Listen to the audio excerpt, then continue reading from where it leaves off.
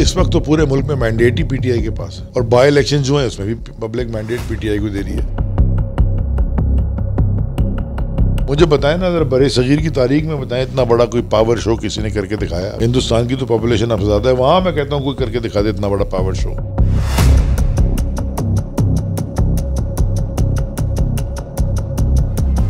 Subscribe करें और bell दबाएं ताकि कोई खबर रह न जाए। अस्सलाम वालेकुम नाज़रीन, मैं आपका मेज़बान अनस गुंदर, आप देखें बोल न्यूज़। नाज़रीन, खान साहब ने ऐलान किया है असम्बलियाँ तलील करने का। किस हद तक कामयाब होते हैं सूबाई असम्बलियाँ तलील करने में? कोई रुकावट बनेगा या नहीं? क्या इससे इलेक्शन की तारीख मिलेगी या नहीं, ये भी जानते हैं। पसंद तरीके इंसाफ के रहनुमा अली जैल साहब हमारे साथ मौजूद होंगे, उनसे बात करते हैं। सर, ये बताएं कि किस हद तक आप कामयाब हो जाएंगे असम्बलियाँ तलील करने में? तहरीक इंसाफ के टिकट पर इलेक्ट हुए हुए MPAs हैं, वर्ष के सीनियर के सारे इस्तीफा दे दें तो ऐसी असेंबली ने खत्म हो जाना। अगर वो एक बड़ी सी ट्वीट की है फवाद ने, उसने कोई डेटा दिया है कि 850 तकरीबन असेंबली में सीट्स हैं सारे पाकिस्तान में नेशनल सूबाई मिला के, तो 550 तो पीटीआई के पास है। इस वक्त तो पूरे मुल्क में मैंडेट ही पीटीआई के पास है और बाई इलेक्शन जो है उसमें भी पब्लिक मैंडेट पीटीआई को दे रही है। तो असेंबली और मोहनस इलाही ने ट्वीट भी कर दी कि जब खान साहब कहेंगे हम फौरन असेंबली डिसॉल्व। परवेज इलाही साहब इस चीज के ऊपर एग्री हो जाएंगे? राना सनाउल्लाह साहब ये कह रहे हैं, परवेज इलाही साहब खान साहब की शायद बात नहीं मान रहे। यही राना सनाउल्लाह की बातें मुझसे ना क्या करो, क्योंकि वो फजूल सा आदमी है। मैं उसकी किसी भी बात का जवाब देना पसंद नहीं करता। उसकी जमात ही नहीं है, हमारी जमात है, हमारे पार्टनर्स हैं, हमारे MPAs के ऊपर असेंबली बनी हुई है। राना सनाउल्लाह कौन होता है? वो तो जा नहीं सकता, लाहौर अरेस्ट हो जाएगा, उसके ऊपर तो केसेस बने हुए। सर, ये बताएं कि अगर आप माशी हालात काफी खराब है इस मुल्क के, और असम्बलियाँ अगर आप तहलील करते हैं तो आईनी बहरान भी पैदा हो जाएगा, तो मुल्क के हालात किस तरफ जाएंगे? इसीलिए हम कह रहे हैं, और अगर नहीं तहलील करते तो जो मुल्क डिफॉल्ट हो जाएगा। फिर अगर यही चोरों की हुकूमत रही और आपका मुल्क डिफॉल्ट हो गया। खान साहब ने आज एक क्रिटिकल बात की है, नेशनल सिक्योरिटी है वो फाइनेंशियल सिक्योरिटी साथ साथ जाती है, और स्टेबिलिटी अगर ना हो, इकोनॉमिक स्टेबिलिटी और पॉलिटिकल स्टेबिलिटी भी हैंड इन ग्लव है, साथ साथ जाती है। पॉलिटिकली तो स्टेबल आप है नहीं, कोई इकोनॉमिक स्टेबिलिटी है नहीं, और अगर कोई चाहेगा भी इन्वेस्ट करना तो कोई स्टेबिलिटी नहीं होगी तो कोई इन्वेस्ट नहीं करेगा। उनके साथ तो बिल्कुल भी नहीं करेगा, जबकि इनको पता है कि इनकी हुकूमत का कोई टेन्योर ही नहीं है, कोई लॉन्ग टर्म डिसीजन मेकिंग नहीं हो सकती, बिकॉज इनके पास अगर पूरा भी एक्सटेंड कर लें तो ये सितंबर से आगे तो क्या जाएंगे, इनके पास तो इतना टाइम ही नहीं है। इस इम्पोर्टेड करप्ट डाकुओं की हुकूमत के पास ना तो मॉरल अथॉरिटी है ना पब्लिक मैंडेट है। ये बैकडोर, बंद कमरों की ब्लैकमेलिंग, बाइंग एंड सेलिंग और वो छांगा मंगा वाली पॉलिटिक्स से होके वो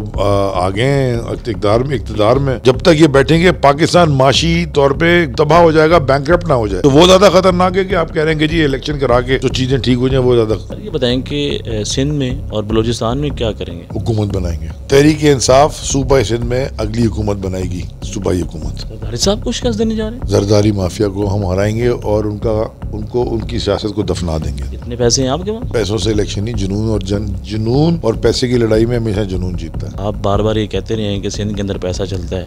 हुकूमत भी उनकी है ना, एक दफा उनकी हुकूमत ना हो, केयरटेकर सेटअप है, फिर मैं देखता हूँ। शेख साहब का ये बयान सामने आया था कि वो ये कह रहे थे कि मैं दोबारा राब्ते करने के लिए जा रहा हूँ। शेख रशीद साहब अपनी जमात के लिए जा रहे होंगे, मैं उनकी जमात का तो स्पोक्स पर्सन नहीं हूँ, वो अपनी जमात का जवाब दे, मैं अपनी जमात कि लॉन्ग मार्च इलेक्शन की डेट लेने में अभी तक तो आप नाकाम रहे, अब क्या नतीजा निकलेगा? क्या दोबारा भी लॉन्ग मार्च हो सकता है? आप बड़ी सब्जेक्टिव आपने बात की, कामयाबी और नाकामी। आप जिसको कामयाबी समझ रहे हैं, जितनी डिले करते जा रहे हैं उतना ग्राफ बढ़ता जा रहा है। मुझे बताएं ना, अगर बड़े सगीर की तारीख में बताएं इतना बड़ा कोई पावर शो किसी ने करके दिखाया। हिंदुस्तान की तो पॉपुलेशन अब ज्यादा है, वहां मैं कहता हूँ कोई करके दिखा दे इतना बड़ा पावर शो। कुछ दर्जन लोग एक तरफ है, इमरान खान और पूरी पाकिस्तान की अवाम एक तरफ। पहले इसमें क्लैरिटी लें। आपको ये लोकल अपना बाई इलेक्शंस में जो पंजाब में हुए थे उसमें भी नजर आ गया, और पूरे पाकिस्तान में जो सीटों पे इलेक्शन हुए थे, वो मलीर भी हम जीते हुए थे, वो सिर्फ 4 पोलिंग स्टेशन में आ रहे हैं, बाकी सारी की सारी हम जीते हुए थे। वहाँ बड़ी धांधली हुई, हर जगह हम जीते हुए, we have won across the board. और हम जब भी इलेक्शन होगा हम 2/3 से ज्यादा बड़ी मेजोरिटी मिलेंगे। इसी के खौफ से ये भाग रहे हैं इलेक्शन से। सर, ये बताएं कि तस्नीम हैदर शाह साहब का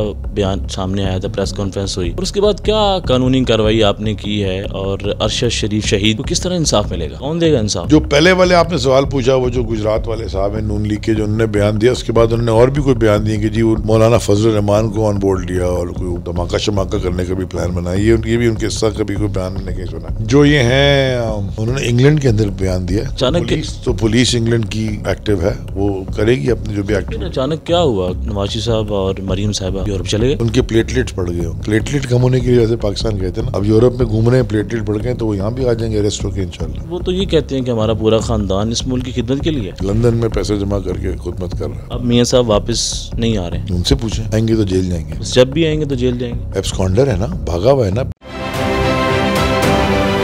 आप ये समझें, ये जो हक है ना, हक पे खड़े रहना और हक को बोलना, ये दूर से लगता है तन्हा हो गए लोग। आप खान साहब को देखें, तन्हा दिखाई देने, सारी जमातें मिलकर उनके खिलाफ हैं, लेकिन आज भी पाकिस्तान की आवाम उस हक की आवाज़ के पीछे जो है 80% से ज़्यादा आवाम उनके साथ है। सेम एग्जैक्टली इसी तरीके से बोल की कहानी है भाई, बिल्कुल अलग आपको तन्हा दिखाई देगा, हर जगह आपको खड़ा हुआ नजर आएगा, हटेगा नहीं किसी चीज़ से। और उसके साथ भी 80% आवाम अगर आज आप देखें तो उसे बोल दिख रही है।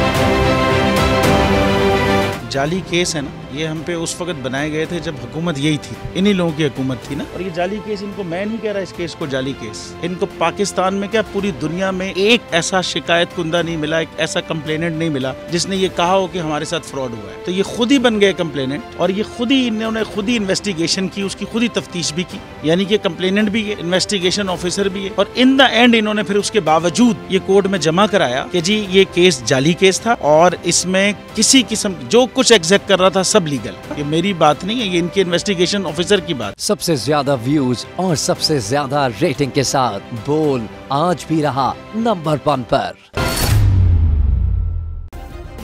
सब्सक्राइब करें और बेल दबाएं ताकि कोई खबर रह न जाए।